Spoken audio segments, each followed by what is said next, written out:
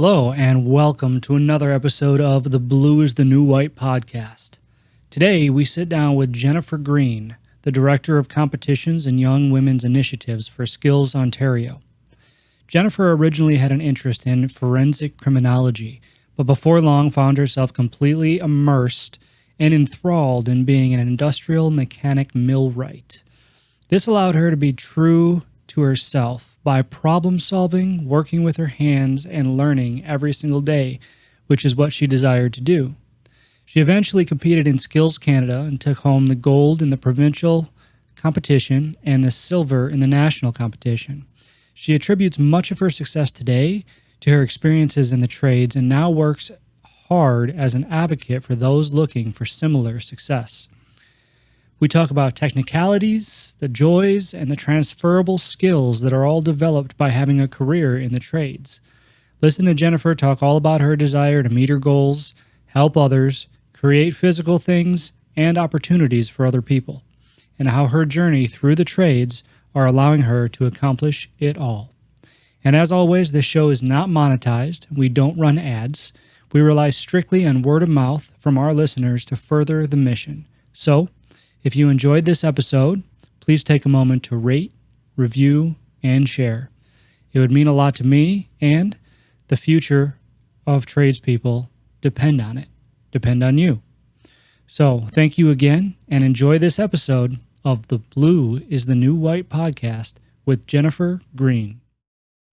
Jennifer, welcome to Blue is the New White. Thank you so much for being here today. I'm excited to have this discussion with you. Why don't you go ahead and introduce yourself to the people listening? Awesome. Thank you so much for having me today. My name is Jennifer Green. I am the Director of Competitions and Young Women's Initiatives at Skills Ontario, a nonprofit organization dedicated to promoting the skilled trades and technologies to youth in our province. Awesome.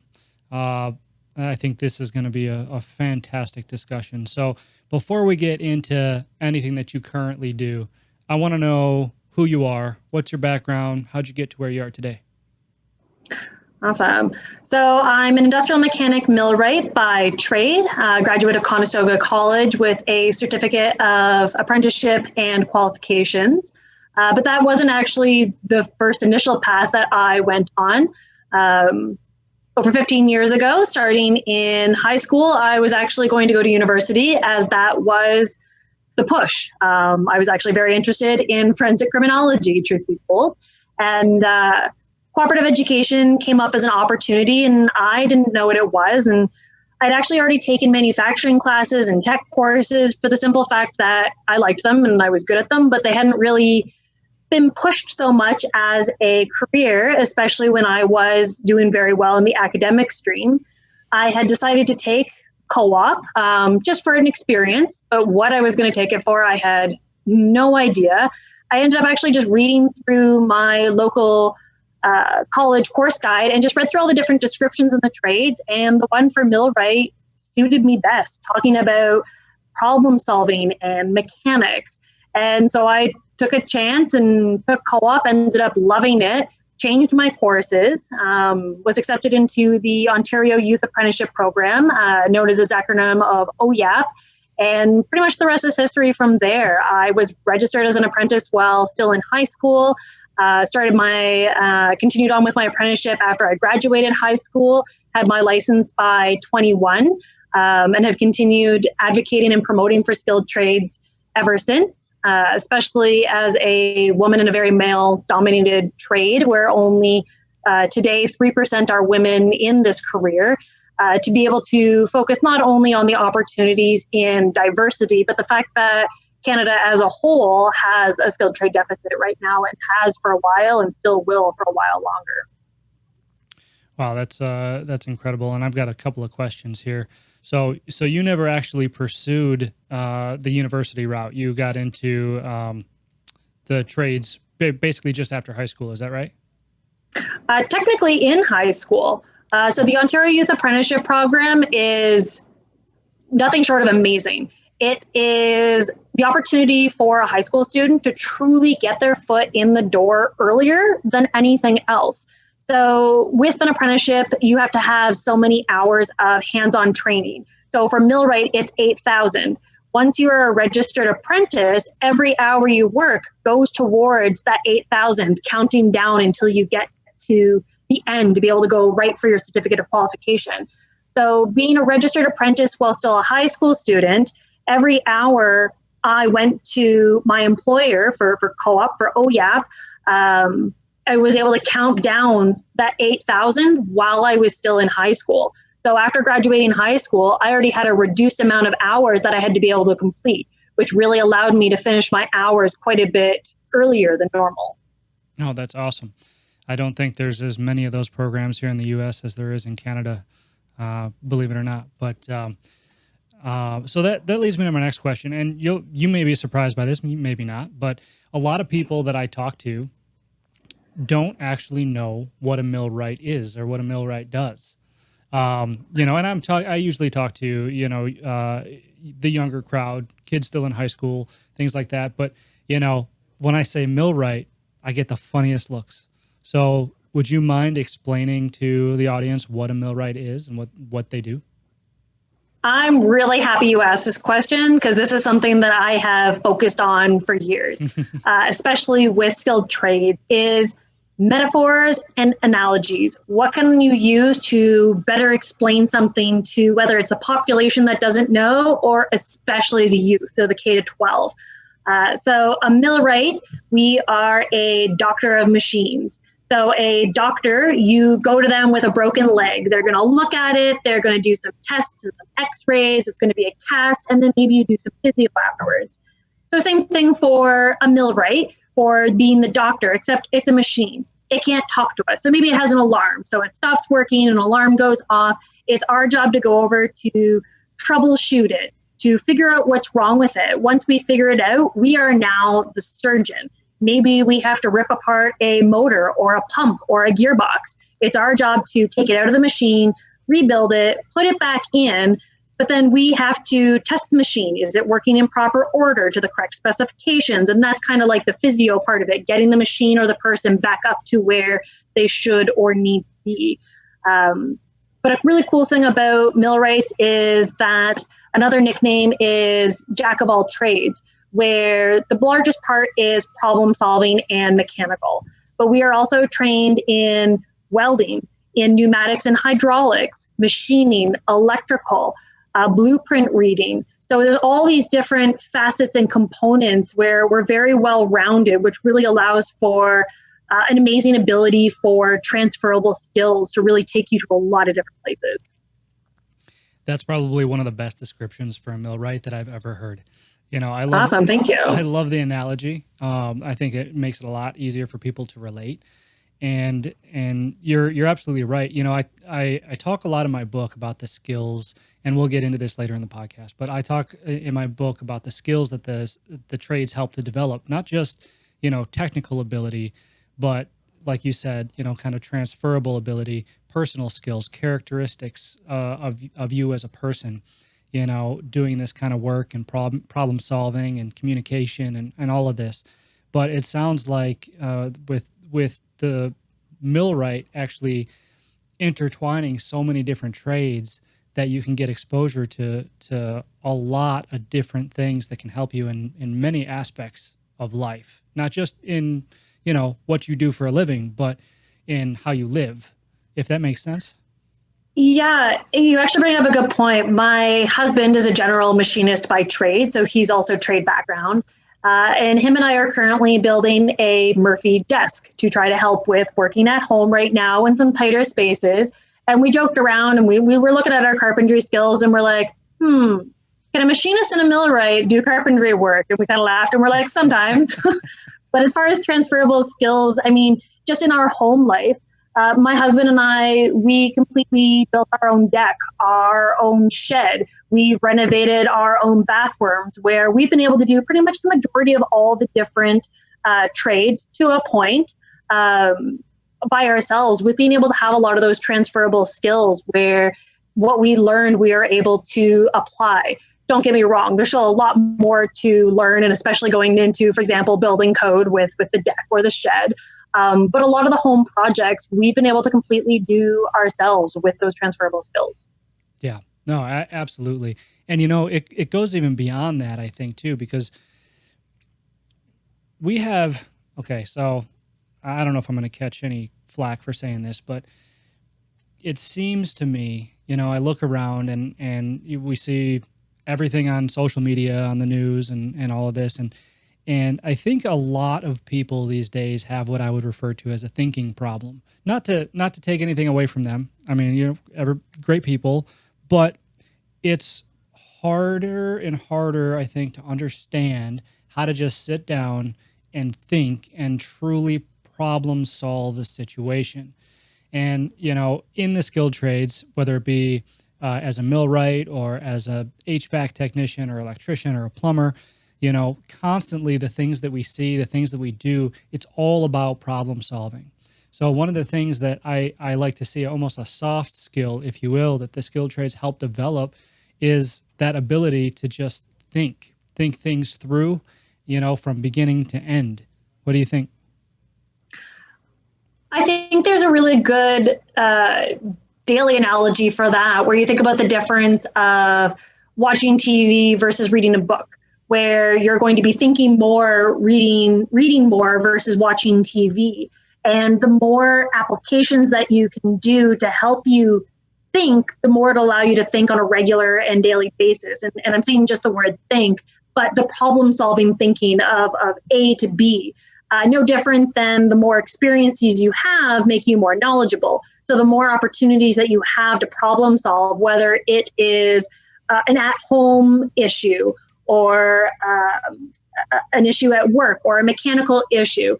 Again, talking about the transferable skills, whatever happens that allows you to think from A to B most likely will have one little tidbit in it that will eventually or easily relate to something completely different, whether it be a conversation that you had in your household with your family. Maybe something in that conversation sparks towards a type of conversation that you'd have with a coworker, where, again, just those transferable items of thinking through a solution from A to B, whether it's a problem with maybe your kids and it's relatable to something at work. Everything can bounce off of each other. It's just how you go about thinking about it to think outside the box. Yeah, absolutely. I couldn't agree more with that. So I know that these conversations kind of take us down some rabbit holes sometimes. So I want to back up a little bit. And I want to know, once you decided, when you were in high school, once you decided this is the career path that you wanted to take, at being a woman, and in this line of work, were you met with any resistance or adversity when you made the decision that this is the career you wanted to pursue? Yes, and I think a lot of women will have the same answer. It was a long time ago and not a long time ago at the same time, where, to my knowledge, there was only a couple of organizations in the province who were doing women in trades events or opportunities or mentor networking. And I really wished that there had been more, that I had had that opportunity, where my father's a tool and die maker. And so I know all the history around him, but even with him in my immediate household, that still wasn't what sprung to mind for a career. So being able to have other people to bounce off of, especially after I started, when I did run into issues, and I did, I didn't really have anybody to talk to. In saying that, yes, there was guidance counselors when I was in high school, or there was my lead hand or the HR. So yes, there were people to talk to, but not necessarily the best person for the job to talk to in certain situations. So seeing a lot more companies evolve and having specific diversity or women in trades programs specifically, or for STEM, I've seen a lot lately as well. Being able to have those allows for a much more welcoming environment to allow a female tradesperson or apprentice to know that that company is standing behind them and what they're going to do. Where a lot of that didn't necessarily exist when I started, and I was very much on my own and going through as a pioneer. And one of the phrases that I used a lot was 50-50 rule. I will meet you halfway if you're willing to meet me halfway, because I'm here to stay. So the difficulties between whether, no, a woman shouldn't be doing this job, or you're not strong enough, or I ran into huge age gap differences. Even the differences between the learning styles and types between the X, Y, and Z generations, that was a problem altogether as well. So definitely things had come out that still happen now, and things that don't happen now, but there's a lot more resources today to be able to help get through them. But mentorship was definitely one of the things that I really wish I had a lot more of when I was an apprentice. And one of the reasons why I have been a mentor for over 15 years, because the benefits of it are huge. What it will do for a confidence level, even just to talk to somebody who maybe has been through the same experience or has at least witnessed it, to be able to provide any kind of advice and a listening ear to feel not alone. Yeah, absolutely. And I mean, I see the progress that we've made over the past few years, and there's still a long way to go, obviously with that. But it is encouraging to see, these new programs coming to the forefront. I've spoken to a lot of different women now involved in a lot of different organizations, men and women, involved in a lot of organizations that specifically are geared toward women in the trades and things like that. So I'm happy to see the progress that is being made, and I'm excited to see the future, of what comes of it. So, and I would imagine too, and you can probably speak better to this, but even in a mentorship program, was there a relatability problem, at one point, or that you've seen, as far as the mentors being available, being men and not relating very well to women? Is that fair to ask? I think there just has to be a willingness.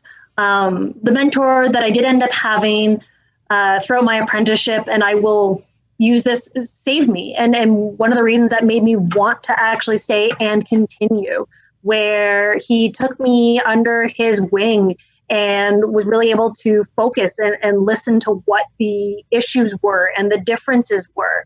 And it really helped me find my way when I was in a really struggling path, trying to figure out how to get through. And I am still friends with him to this day, and I thank him. So as far as having a male mentor, I think is perfectly fine. There's definitely some situations where a listening ear is great, but being able to have that direct feeling and interaction, if it happened to them, where some of these things do not happen to other tradespeople, where having that relatable ear who could have maybe been through the same thing really makes a big difference, because they're the ones who have the inside knowledge to be able to give that advice. Yeah, absolutely. So that being said, what do you see as the biggest challenge that women face entering this line of work? I think it goes down to grassroots. And one of the big focuses that Skills Ontario is doing is looking at the K-12 and making sure that those hands-on experiential opportunities are available, not just to women, but to young men and young women, being able to put a tool in their hand, making sure that they have that opportunity to let them know that it is an option, so that when they do get to high school, that idea is already there to want to maybe take a tech course, to feel comfortable in their own skin, maybe stepping outside of their box. You think about peer pressure, and if nobody else in the group of friends wants to do it, are they willing to step outside of that peer zone, friend zone, and go out and try it if nobody else in their group is trying it?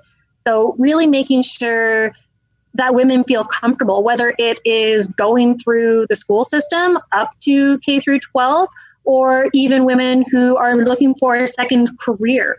What is going to make them feel the most comfortable to want to do it, to be able to engage with them, just getting the information out there. Perfect example is you brought up the millwright. What on earth is a millwright? How do you talk about more women going into this career if they don't even know what it is, let alone that particular one, but so many others. We were talking about Jamie McMillan from Kick-Ass Careers. She's an iron maker and a boiler maker. A lot of people don't know what those are either. So being able to describe what all the different skilled trades and technologies are.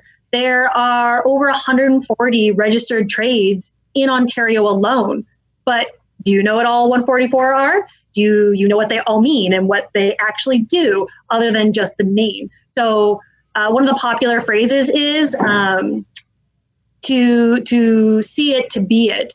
Why would you go after something if you don't know what it is? So just getting the information pumped out there, not only from K to 12, but to anybody really, to understand truly what they are and what the trades do.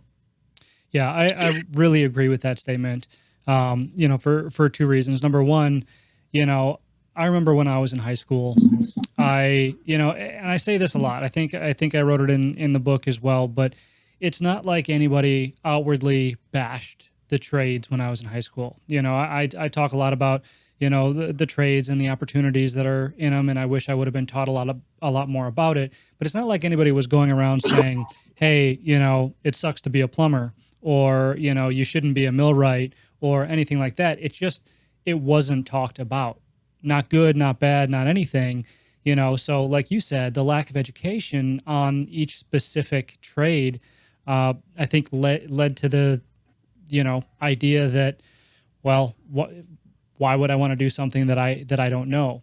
And the second part to that is, since I've been talking to a lot of people on this podcast, and I've gotten the opportunity now to talk to a lot of young men and women pursuing this line of work, one thing has become clear, that when the young people understand what the trades are, and when they make a decision to want to be a part of that trade, or want to be in the trades, or work with their hands at some level, when they are the ones that advocate for it, their peers are more likely to listen. It's one thing if I say it, it's one thing if you say it, there could be a million people, shouting it from the rooftops, but until it comes from a peer, somebody, that's like them, their age, in their school or whatever it is, it's really hard to break through that exterior and change the perception that exists, because people are left to draw their own conclusions. But when it comes from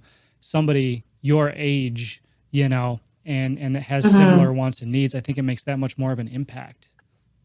No, you make a really good point.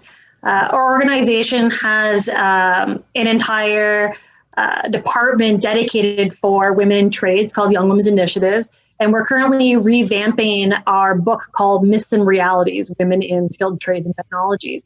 And that's actually one of the things that is being focused on are the stereotypes and what's revolved around them, and going through all the different aspects of everything that we've talked about and being able to make sure that those are covered. Everything as simple as about people having the stereotype of trades being dirty. At the end of the day, there's a soap and a scrub brush, right? So going through not only the myths and realities, but some of the other aspects of peers and parents and courses and what's available, and going back to mentorship.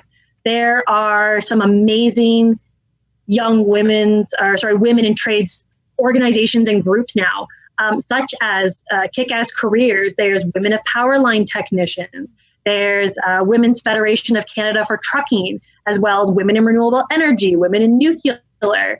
Hydro One has a women's group. So all these different groups are emerging, catered and dedicated for women in these trades. So if there's a specific trade that you're looking to go into, and even if you just want someone to reach out to get information about, a lot of these groups and organizations exist that you can now connect with somebody who is specifically made up of that industry or that specific trade, where you can really hone in and focus and get all your answers, all your questions answered.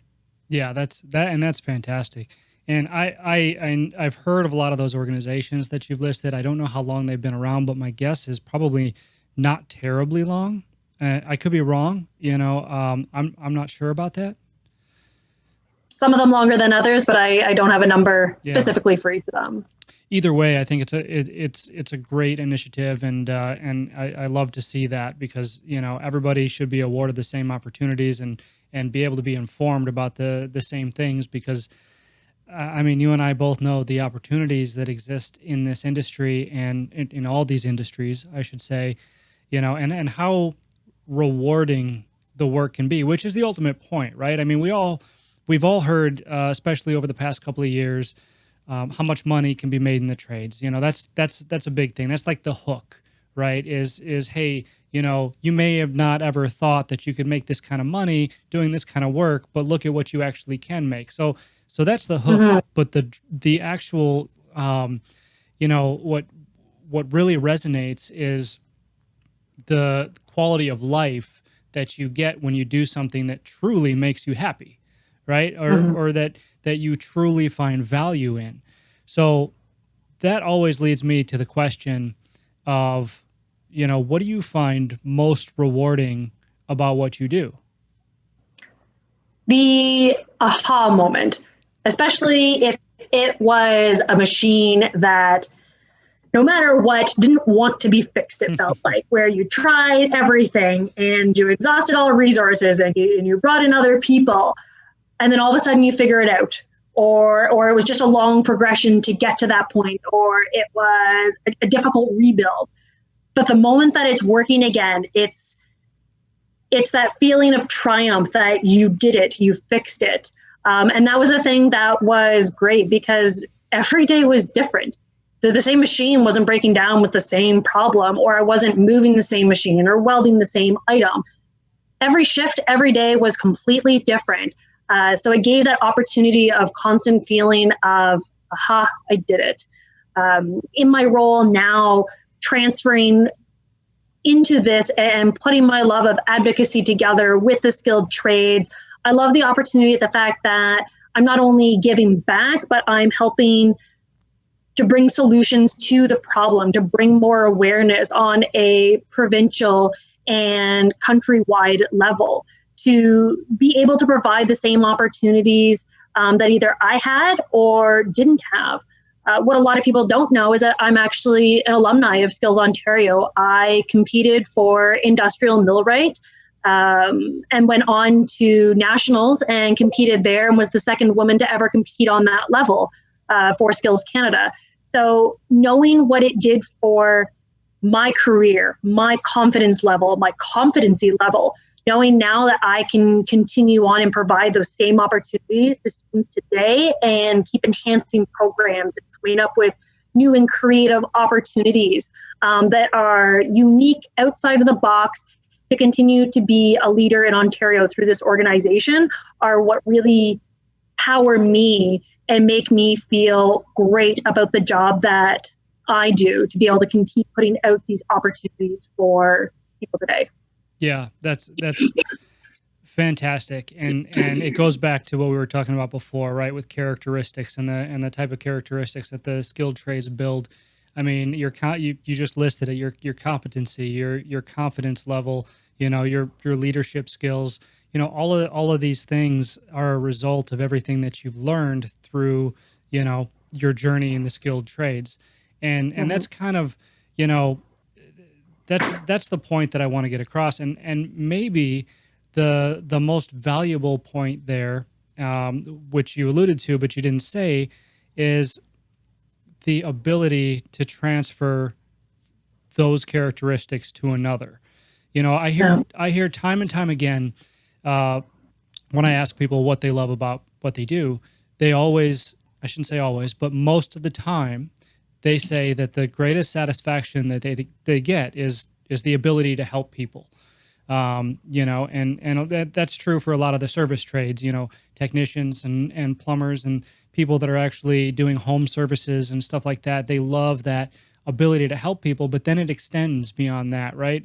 Once they've mastered their craft, their ability to help people becomes helping a younger generation learn more about the industry and learn more about the craft of what they do, which essentially, is kind of what you're saying, you're starting to pursue now, by transferring, this knowledge and this set of skills to others that could benefit from Yeah. it. I like that you put it into context like that, because while I was working the tools, I've been doing all this volunteer work all these years, and it was my hobby. It was on the side. But every experience that I gained out of the volunteer work, all of those transferable skills ultimately was able to, my volunteer work wasn't just volunteer work, it was now items for resume, where the skills that I had learned doing all of that were able to combine with my actual career to be able to combine together to be even more knowledgeable and more of those transferable skills, and what else could I learn and pick up through volunteering. So I really like that you brought that up. Also because it leads to the idea of the difference between a job and a career. And what's the difference between the two of them, and building them up and what works towards each other, where volunteering, no matter what, is still experience. It will still bring you forward in your skill level, but still help in wherever and whatever that you are volunteering for. Yeah. And you get what you give, right? At least that's what I hear. Exactly. Yeah. And I really also love that you brought up that aha moment too, because, I have a trades background myself in commercial kitchen equipment. And, even when you describe the aha moment, that, I get goosebumps because I relate so much to that feeling, and you had said machines or equipment that are constantly problems or whatnot. It's also the situation where maybe 3 or 4 people in front of you had tried to fix it and they couldn't, and then you come in and you do, right? That's another one that I think would get me, really excited about what I did, is, to have that satisfaction of knowing it's almost like a, like a reinforcement of my skills and what I'm there to accomplish. Because once the unit is fixed, it's a job well done, so long as it doesn't break again as a result of something that you did or didn't do. We all know that feeling too, but those are Don't get me wrong. Yeah. Mistakes still happen. Of course. But that feeling, the way that you described it as an aha moment is a wonderful feeling. And I only hope that anybody, whether in the skilled trades or not, is able to feel that feeling on a consistent basis, because it does wonders for your confidence level. It does wonders for your advancement and just, your overall vision of who you are and who you want to be. I know that's kind of a grand scale for a very small explanation, but no, you make up a really good point. I mean, you think of the service sector for skilled trades, and a great example of what you just talked about is a hairstylist. You've got 2 people having the same aha moment at the same time, where the client is sitting there and they see the end result and they love it and they feel aha and they feel like a new person and they're feeling great. But so is the stylist, because they just accomplished that. They not only created a great look, but now also the client is the one having that feeling as well. So it's kind of like a 3-for-1 special. So that's a really good example for what you just described. Yeah. So I'm also curious too, because this is a little different than the question that I previously asked, about when you said aha moment and stuff. But what about lessons? What about an actual lesson that the trades have taught you? What's the most important one, you think? To keep trying no matter what. Think like a million different examples come to mind through trials and tribulations, where there were moments where I was extremely embarrassed or hurt or felt like I was going to quit, but to know what you want, what you're capable of, and to keep pushing forward, and to remember to step back and recognize and realize that if you do need that extra boost or helping hand, to reach out for it. And that's for anyone in any career. That's not just necessarily for trades, but for making sure you get back up and you try again. There's a movie that's coming to mind, and actually it's one of the new Marvel ones. And they show several scenes of the little girl falling from baseball and falling off her bike and falling on the beach. But then it shows her getting back up again and becoming resilient and realizing that, oh, I got up last time, I can get up again.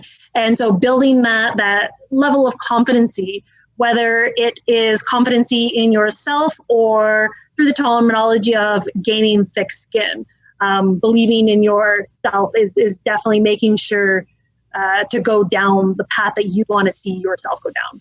Yeah, that's a fantastic answer to that. And I mean, because that's the only way to develop it, right? Is to get to the point where you have to fail. You absolutely have to fail in order to succeed. I'm a big believer in that, and thick skin, as you mentioned.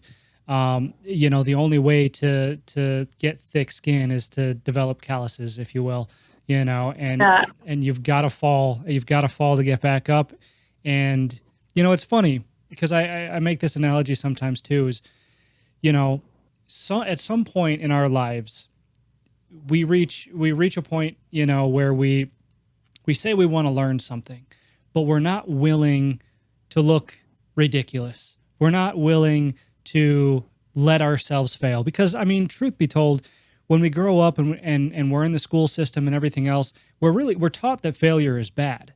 I mean, all through high school, you get an F and that's bad, right? You fail at something and that's bad, but real life is quite the opposite. Failure is good so long as you don't let it defeat you. And that's why I love kids, right? Because kids, they don't quit. They know what they want to do, and they'll fail 1 billion times, and they don't care how stupid they look doing it. I mean, it's the best way to learn. It's just figuring out, how do you pick yourself back up? How do you recover from that? I think the most common analogy used is the light bulb. How many failures did he have until it was just right? A good example is a document.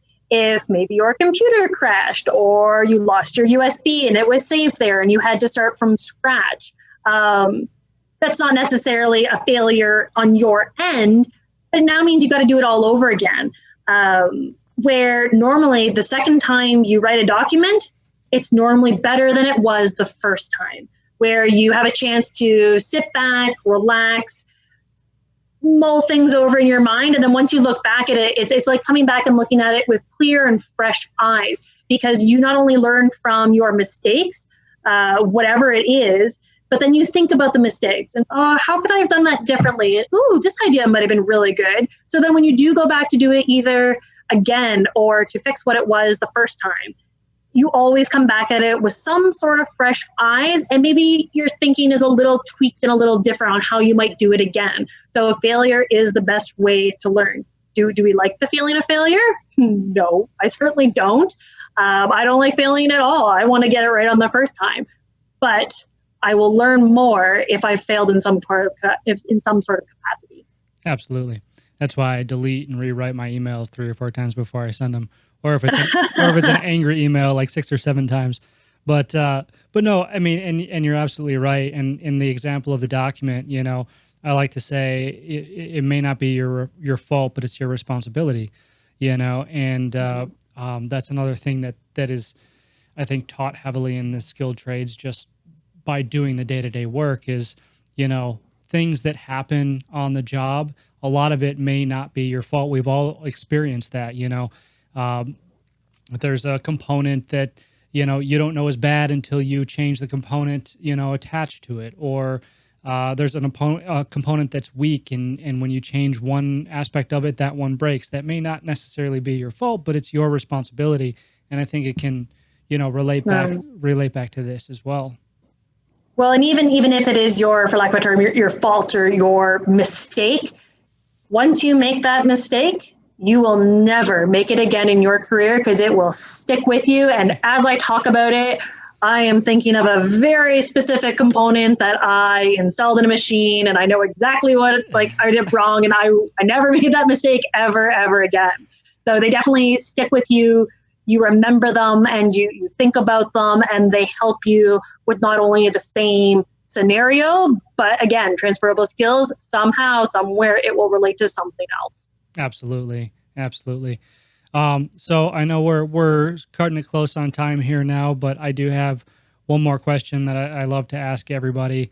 And, one of the things that I talk a lot about success, and I talk a lot about college. I talk, about how a lot of times it seems that kids these days are pushed toward one definition, if you will, of success, even though each one of them has their own definition of what success means to them, which is my whole thing, right? I'm not anti-education or anything like that. I'm pro the right education for the right individual, based on whatever success looks like to them.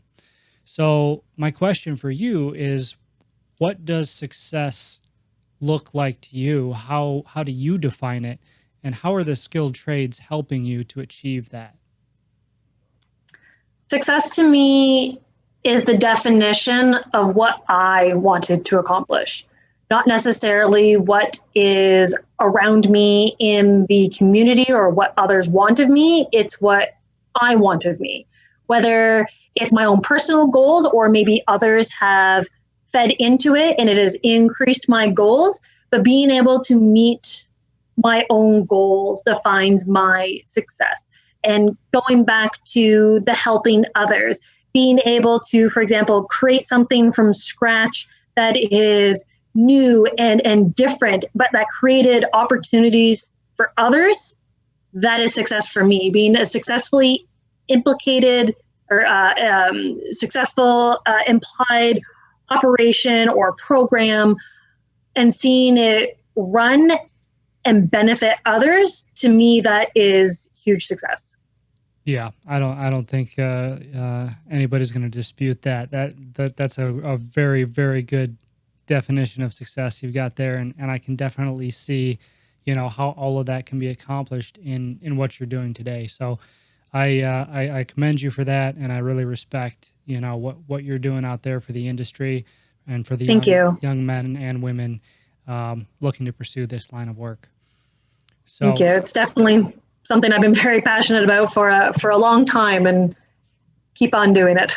Yeah, I can tell just by talking to you, the level of passion you have for what you do, which is remarkable. I think we need more people out there like you. That being said, how can people get a hold of you? How can people find you? You can contact me through the skillsontario.com website under the Contact Us, and there you can also find our programs and publications on our website. Awesome. Well, Jennifer, thank you so much for taking your valuable time to talk to me today. I really had a great time, and hopefully we can do it again. Appreciate the invitation. Thank you so much for having me. All right, thanks.